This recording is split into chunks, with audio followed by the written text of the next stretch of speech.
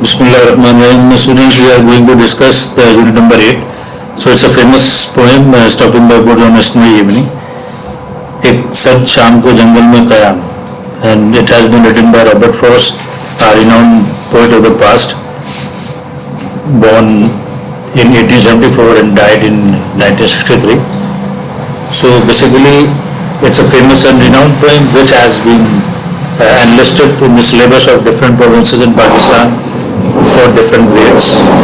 And in this poem, basically poet discusses the fact and a bitter reality of this world. So poet expresses this in very fascinating mood and manner. So when we read it, so we will have this taste. So I'm going to read it. Whose boats these are, I think I know. Basically he is coming from somewhere and passing through a dark forest. So where he watches a novel scene. So he stopped there, he stops his horse there, and what he thinks he is going to write it. Whose boats these are, I think I know. अब वो ये कहता है कि ये जंगल किसका है, मेरा ख्याल है कि मैं उसे जानता हूँ. His horse is in the village though. उसका जो हाउस जो उसका घर है वो वालवन गांव में कहीं है. He will not see me stopping here. ये वो मुझे जहाँ रुकते हुए नहीं देखेगा. To watch his boots fill up. अच्छा इसको समझिएगा, ये मैंने गाइड्स में देखा था, इसको इसका गलत इसका मीनिंग किया हुआ है. इसको समझिएगा कि इसकी मीनिंग क्या है. He will not see me. अब ही से मुराद जहाँ पे जो ऑनर है उस जंगल का वो बूट्स का, उसके बारे में शायर कहता है रॉबर्ट फ्रॉस्ट कि ही विल नॉट सी मी, वो मुझे यहाँ नहीं देखेगा कि मैं यहाँ रुक के to watch his boots fill up with snow, कि मैं उसका जंगल बर्फ से भरा हुआ जंगल देख रहा हूँ यहाँ पे रुक के. ये इसका मीनिंग है. ठीक है. सो whose boots these are, I think I know. His house is in the village दो. He will not C me stopping here to watch his boots fill up with snow. Okay, जो no and snow, so it's a rhyme here. ठीक है जी. ये it's easy to understand. Now we move. My little horse must think it कोयल. कोयल का मतलब होता है एक strange thing, एक हैरत अंगेज थिंग, अनोखापन, अजीब. वो कहता है कि मेरा छोटा घोड़ा है उसके लिए एक अजीब बात है, लेकिन वो सोचेगा कि एक अजीब बात है to stop without a farm house near, यानी कि हम यहाँ पर रुक गए, कोई फार्म हाउस नहीं है. Basically farm house is area in which you may find one traveller can find an area for his animal and a room to stay and different things to use. तो वो कुछ भी ऐसा नहीं है, वो वहाँ पे रुक गए हम, तो वो उसके लिए हैरत की बात होगी कि हम ऐसे क्यों रुक गए. Between the woods and frozen like, एक तरफ एक जमी हुई बर्फ जिस पे जमी हुई एक झील है और एक तरफ जंगल है. The darkest evening of the year, और साल की जो सख्त तरीन यानी कि जो तारीख तरीन और सख्त तरीन रात है. इस पूरे कहने का मतलब ये है my little horse must think it coil to stop without a farm house near between the woods and frozen lake the darkest evening of the year. यानी कि मेरा जो छोटा घोड़ा है, लेकिन उसके लिए एक हैरत की बात है कि हम जहाँ पे इस तरह रुक गए हैं, कोई फार्म हाउस नहीं है कि जहाँ हम ठहर सकते, कुछ खा पी सकते, उसके लिए कुछ खाने पीने का इंतजाम होता, और महज एक तरफ जमी हुई झील है, एक तरफ जंगल है जिसपे लकड़ियों पे बर्फ जमी हुई है और तारीख तरीन रात है. तो यहाँ रुकने की क्या वजह है. He gives his harness by the shake. अब देखिए हार्नेस को समझिएगा. हार्नेस के जब आप मीनिंग देखते हैं तो गाइड वगैरह में लिखा होता है जी घोड़े का साज. देखिए हार्नेस को समझिएगा कि हार्नेस क्या होता है. एक तो होती है घोड़े के मुंह में लगाम होती है, उसे कहते हैं आप ब्राइडल. ठीक है.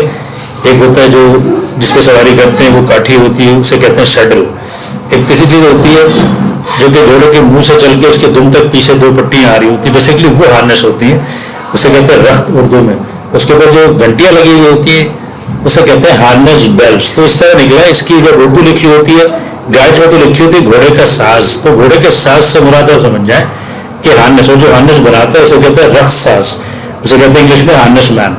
तो उस हार्नेस पे जो घंटियां लगी बेसिकली वो उन्हें शेप में हिलाता है.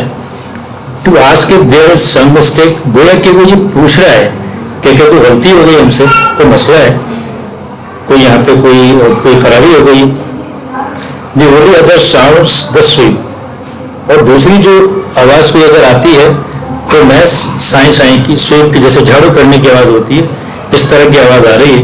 اور ایزی ونڈ اینڈ ڈاؤنی فلیک, جو ایک تیز ہوا جو چل رہی ہے اس کی, اور ڈاؤنی فلیگ یعنی کہ جو نرم روئی کی طرح کے جو فلیگ جو گالے ہیں اس کے برف کے ان کی, یعنی کہ وہ جو گر رہے ہیں اوپر سے, بس وہی آواز ایک آ رہی ہے اور کوئی آواز نہیں ہے. He gives his hand his brother shake to ask if there is some mistake.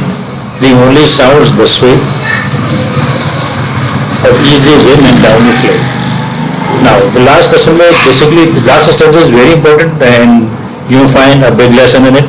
So you should ponder over it that what lesson lies in this last stanza. The woods are lovely, dark and deep. ٹھیک ہے جی, شاعر کہتا ہے کہ جی جو جنگل ہے, جو لکڑیاں ہیں بے شک بہت خوبصورت لگ رہی ہیں. ڈارک کو سمجھیے گا تاریخ, رات جتنی تاریخ ہوتی ہے نا اتنی پرامن ہوتی ہے, اتنی بہترین نیند کا باعث ہوتی ہے, اور رات کی خوبصورتی تاریخ ہونے میں ہے. تو ڈارک کا ورڈ اس کا استعمال کیا ہے, لولی, ڈارک اینڈ ڈیپ. اس کے سیکنڈ میننگ میں آپ کو بتاتا ہوں. I'll tell you what is the second meaning of these words.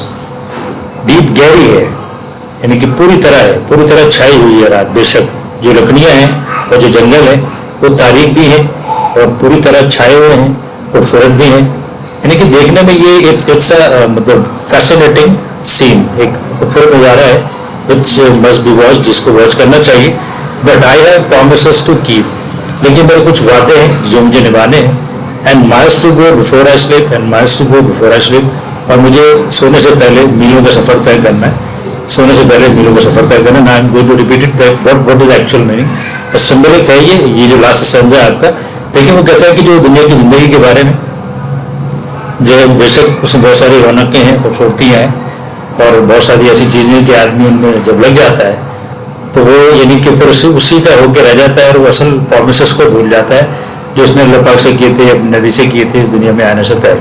ٹھیک ہے جی, اس کو کرنے تھے مختلف صورتوں میں اپنی ساری ڈیوٹیز سے اس کو ڈسچارج ہونا تھا, سارے کے سارے کاموں سے کرنے تھے, ان کو بھول جاتا ہے, دنیا کی رونقوں میں لگ کے. تو شاعر اسی بات کو ہائی لائٹ کرتا ہے یہاں پہ کہ بے شک بہت خوبصورت ہے, ڈارک ہے, ڈیپ ہے.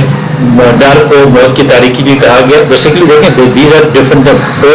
دا پرسن ہو ریٹن دس اس کو سمجھ لیجیے گا, یہ کوئی لاسٹ ورڈ نہیں ہے, کوئی قرآن حدیث نہیں ہے. جس شاعر نے اس کو لکھا اس کو ذہن میں کیا تھا, نوبڈی نوز اٹ, کوئی اس کو نہیں جانتا. ٹھیک ہے, اس نے ایک پوئم لکھ دی. تو people have that different animated ideas through which they translate a poem. اپنے آئیڈیاز سے ٹرانسلیٹ کرتے ہیں پوئم کو, اس کو سمجھنا چاہیے. اب کچھ اگر ڈارک کو جو ہے, میں جو کہہ رہا ہوں کہ آپ کے پاس گائیڈ ہوتی ہیں, گائیڈس کو دیکھتے ہیں آپ لوگ, کچھ نہ کچھ لکھا ہوا ہوتا ہے تو آپ ڈسٹریکٹ نہ ہو جائیں. اب ڈارک کو موت سے تعبیر کیا ہے, ٹھیک ہے, موت سے نہ بھی تعبیر کریں تو جو ڈارک ہے, ڈارک کا مطلب ہے کہ وہ خوبصورت دکھ رہا ہے, تاریخ ہے, اندھیرا ہے. ٹھیک ہے جی, دنیا کی زندگی کے حوالے سے اس کی خوبصورتی بیان ہوئی.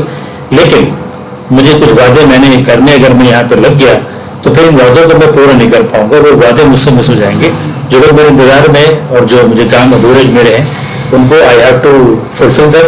سلیپ سے مراد البتہ یہاں پہ موت کو لیا گیا کہ موت سے مرنے سے پہلے جو ایک لمبی اور ابدی جو زندگی جو شروع ہو جاتی ہے, اس کے بعد واپسی نہیں ہے ان کاموں کو کرنے کے لیے. تو اس موت سے پہلے مجھے وہ سارے کام پورے کرنے, اس لیے میں دنیا کی رونقوں میں, یعنی کہ بظاہر تو شاعر کہہ رہا ہے کہ میں جنگل میں رک نہیں سکتا, اور ویسے جو یعنی کہ سمبکلی وہ کہہ رہا ہے کہ جی دنیا کی رونقوں میں اتنا نہیں پھنس سکتا کہ اپنے عہد اور پیمان اور سارے وعدے میں بھول جاؤں. تو مجھے ظاہر ہے کہ وہ سارے وعدے نبھانے ہیں, تو مجھے رک کے جس کو دیکھنا نہیں ہے بلکہ آگے چلنا ہے, یعنی کہ مجھے اپنے فرائض کو یاد رکھنا ہے. I have to move.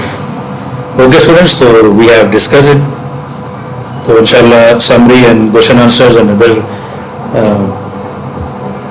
exercises which have been given will be discussed afterward.